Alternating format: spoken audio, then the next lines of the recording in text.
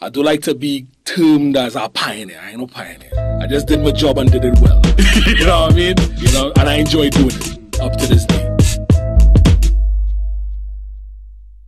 Jase said artists should forget about mainstream radio. You meant all local artists or just local hip-hop artists?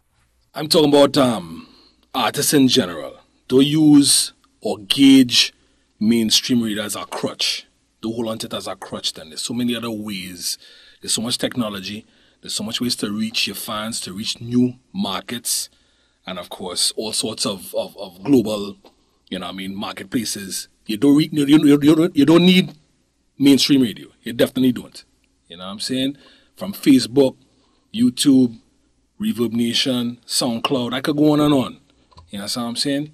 A lot of people do like to embrace the underground, but trust me, the underground is what builds artists. You know what I'm saying? Don't rely on mainstream radio. I work on mainstream radio. I could tell you. You know what I'm saying? So don't rely on it. Don't you think there's a bit of a contradiction? No, not at all. I work on mainstream radio to pay bills. Right? I love radio. I've always loved radio. I got into radio when radio was radio. Back in the late 80s, early 90s, where, you know what I mean, people loved radio. People, there was no marketing plan. Once it sounded good, we played it. Back in the days as an artist, and then making the transition from artist to DJ, whoever sounded good, felt good, will get play. That don't exist no more. That whole love, not there no more. So, you know what I'm saying? Do you think the current impasse between the record label and the radio stations is a negative or a positive thing? Well, the current conflict, I can only say this without ruffling any feathers on either party. Because I'm kind of like down the middle.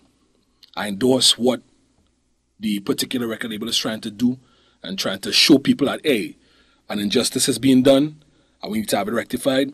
And I could see on the other end from the big guys where, hey, we didn't know, you know what I mean, and we're going to try and rectify it. But that's between the two entities. Will it be positive? I hope it can be. At the end of the day, I don't want that because one entity and a corporation are at war, that it hampers the entire industry. What is 4 Elements Radio and who listens to 4 Elements Radio?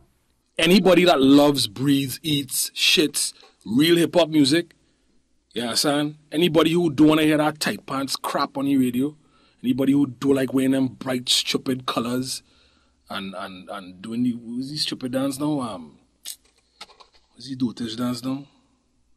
Whatever the new dotage dance is, you understand what I'm saying? If you're not that, this is what 4 Elements is about.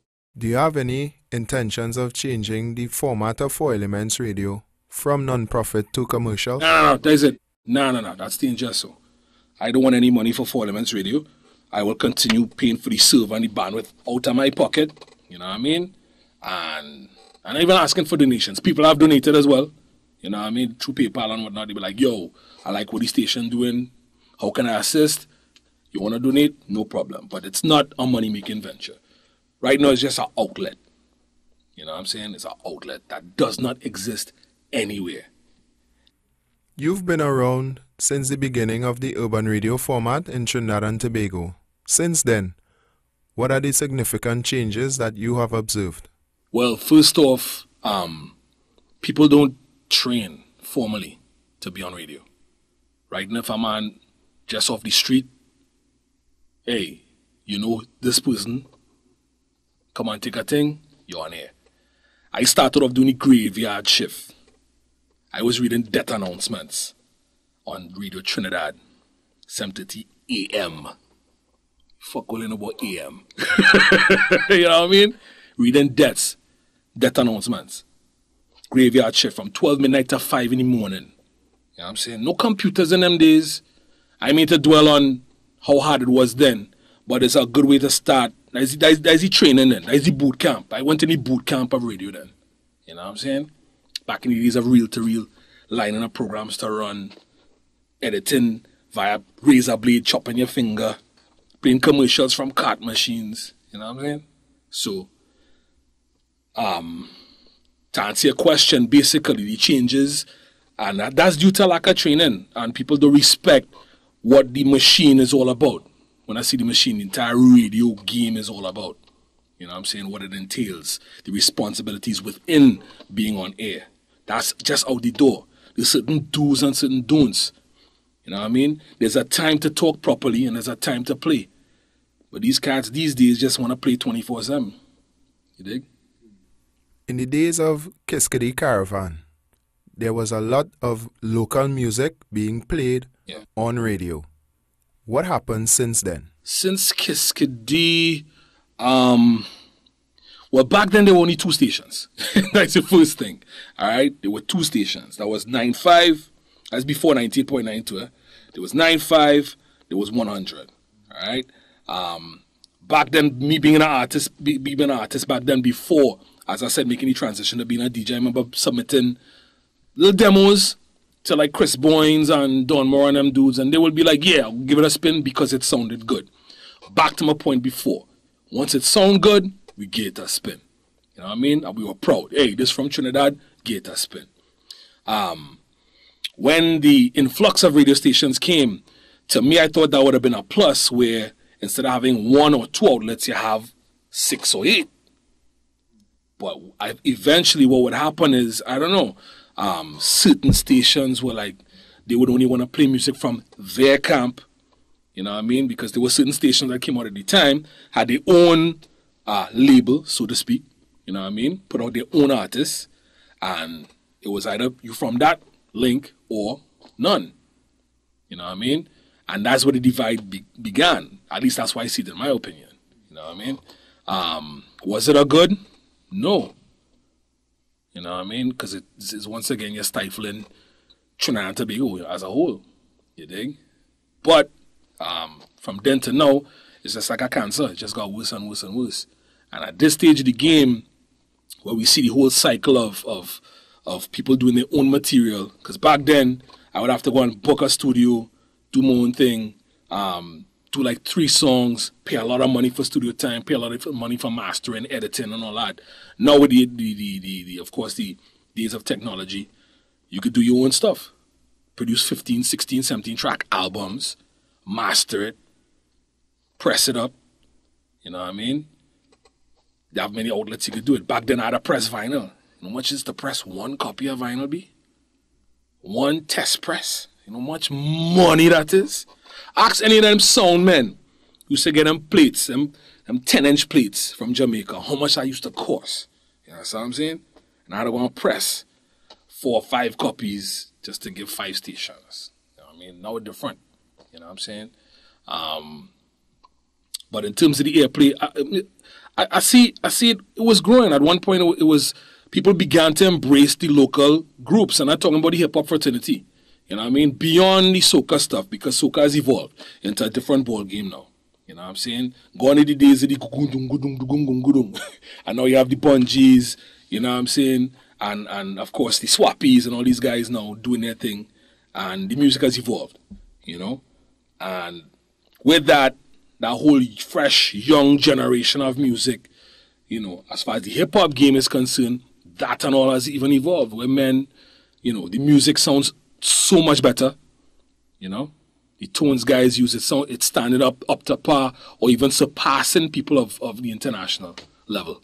You know what I'm saying? I could play a song off a Jay-Z single right now, and then I could play a song from a locally produced artist, and trust me, it's standing up head to head. If you tell me, hey, there's some dudes from Mova or there's some dudes from Arima, I wouldn't know, and that's why I like. You know what I'm saying? As far as the airplay, was getting embraced. It was. And I believe 2010 was the beginning of the new revolution of new artists, R&B and hip-hop in Trinidad and Tobago. But we reach a hiccup. We'll go up next. We gotta wait and see. Is 4 Elements Radio in violation of any copyright laws? Well, in terms of what I've read and what I've researched, more or less 4 Elements Radio is in the clear. Once we're non-profit, we're not making any revenue at all on any of the works that's being, you know what I mean, played on the station. 9 times out of 10, they're unsigned and of course unregistered music, people who have just demos and a lot of stuff that don't want to get exposed, and that's what we play. All the underground releases, once again, since we're not earning revenue, we in the clear. That's according to documentation provided by my broadcast team and my people who let me know exactly what it is I can and cannot do within in terms of broadcasting the station. That's it. Is it that those in control of urban radio think that locally produced hip-hop is not good enough for airplay?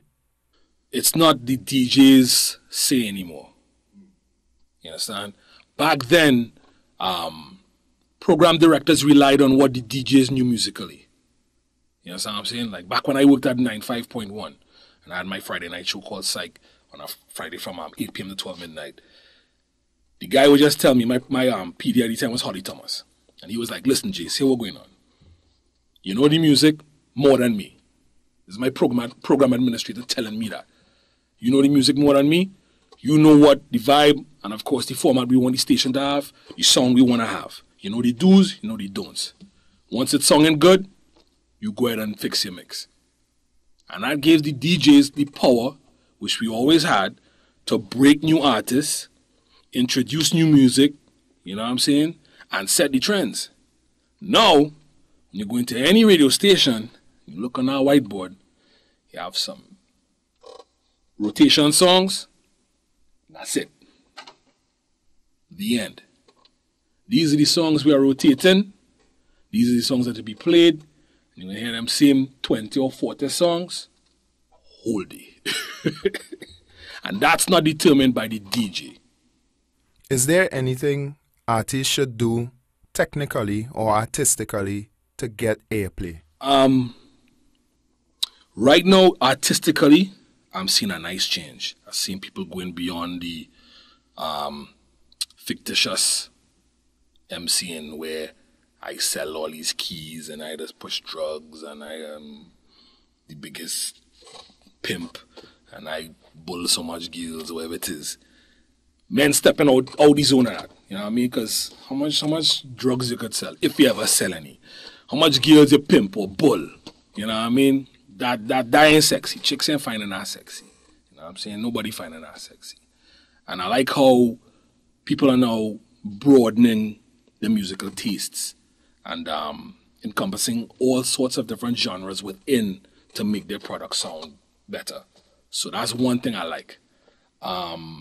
As far as, once again, the mainstream radios play, let your voices be heard. You know what I'm saying? If you have a problem where you drop your music at a certain station and they want to play it, put them on blast. Put them on blast. You know what I mean? If it mean you had to do the highway records approach and make some placards and go outside, do that. Let your voice be heard. You know what I'm saying? Don't be afraid. Don't be afraid. You know what I'm saying? And that was I say, in one aspect I say do that, and in the other aspect I say forget mainstream radio, because sometimes to me, the fight ain't worth it if them dudes ain't gonna budge. But the bottom line is that 30-something stations on the dial, you can't lose. You know what I'm saying? You can't lose. So be vocal. Be vocal.